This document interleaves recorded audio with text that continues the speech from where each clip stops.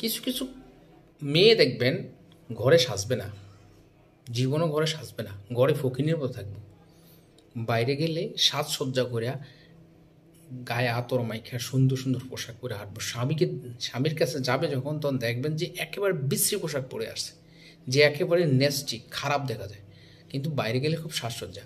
আবার কিছু কিছু পুরুষ আছে দেখবেন স্ত্রীর সাথে দাসীবাদীর মতো আচরণ করে, কিন্তু বাইরে মেয়ে দেখলেই এত সুন্দর সুন্দর আলাপ করে চিন্তার বাইরে।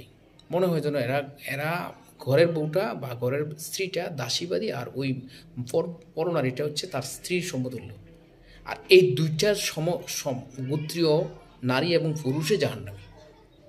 আমি কি বলছি আমার কথাটা মিলিয়ে নিয়ে। আর এদের স্বভাব হচ্ছে অন্য নারীকে, অন্য পুরুষকে আকর্ষণ করা। এই জাহান্নাম থেকে আল্লাহ রক্ষা করুক, আল্লাহ মাফ করুক, আল্লাহর কাছে ফানা